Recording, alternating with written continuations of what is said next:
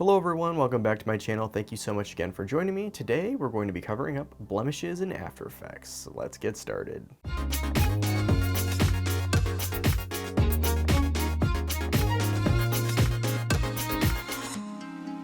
I have After Effects open up on my screen and I'm going to drag my footage onto a new composition. And this is actually my intro from my top 5 audio mistakes video, which we'll be releasing shortly. And there's actually a few spots that I have to clear up here. The first of which is I have this red spot right here on the corner of my lips here. So we're gonna get rid of that. And then I also have this red spot right here on my neck, and we're also going to get rid of that. So the first thing I'm gonna do is I'm going to click on my footage in my composition. And for this one, I'm actually gonna duplicate it 3 times. And the first one I'm going to label. First one is going to be mouth. The bottom one is going to be the plate. The second layer is going to be left neck. And the third layer will be right neck. So you're probably wondering why I have 2 neck layers, and I will get to that in a minute, but first we need to understand what we're actually going to be doing. So the first thing we're going to do is we're actually going to get rid of the mouth one. So we're going to zoom in here, and with the mouth layer selected, we're going to hit G to bring up our pen tool. And what I'm going to do is I'm just going to draw a mask around this area, not on the blemish itself, but an area where the skin tone would be similar to what would be here if this wasn't here. So a color similar to this. So what I did for my audio mistakes video was I drew a circle right around here. And we kind of want to keep it relatively small and tight. And what we ultimately want is we don't want this to capture a lot of different colors. We really just want one color that will cover this up. So we're going to go ahead and draw our mask, and then we're going to click M on our keyboard, and we're going to right click on the mask and go track mask. Now, I should have mentioned this before, we want to mask out the very first frame of our composition. So once we do that, we're going to go up to the tracker and we're just going to hit play. And I'm not going to move my mouse far from this position, because if it does go way off, we will click stop and we'll reposition it. But so far I think it's doing a pretty good job, so we're going to let it finish right here.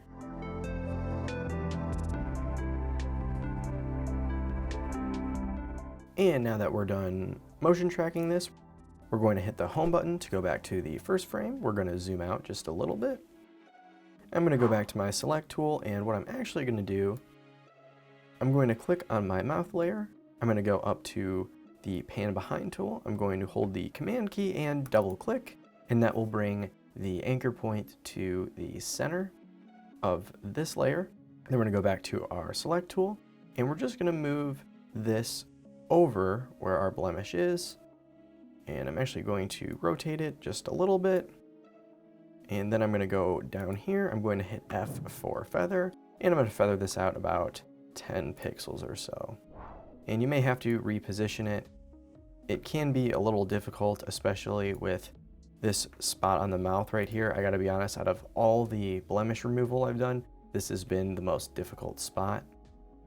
So I'm just going to kind of place it in the area, and at first glance, that actually looks pretty good. You may notice it here, and if you do, you can always feather it out a little bit more, but I think that looks pretty good. So let's play through now and see how this looks. Hello everyone, thank you so much for joining me for another video. Today we're going to be covering the 5 biggest audio mistakes. Let's get into it. Now that actually motion tracked pretty well, but we're going to zoom in.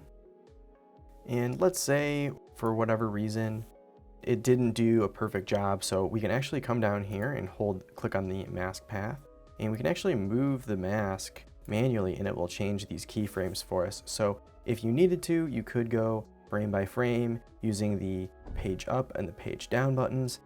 However, I think this did a pretty good job of tracking. So when I played it back, it wasn't really noticeable, which is definitely good, because we want to make this as least noticeable as possible. So now you're going to actually, if you get an opportunity to see my top 5 audio mistakes video, you're not going to look at the video the same way, because you're going to know that I did this.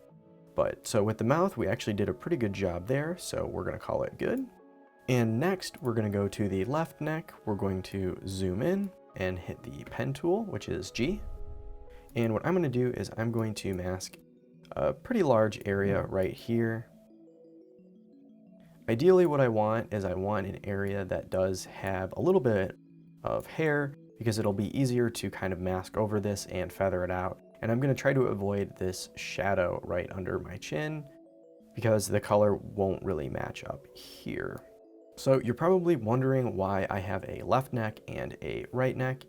And that is because this center point right here, there's really not anything, super similar to that other than this area right here. However, this area right here doesn't have any hair. What we're going to do is we're going to end up masking and tracking both of these areas. And I'm going to go ahead here and mask out the right side of my neck. And what we're actually going to do with both of these is we're going to track them both, and then we're going to kind of push them in to patch this area. So we're going to go ahead and I'm going to track both of these.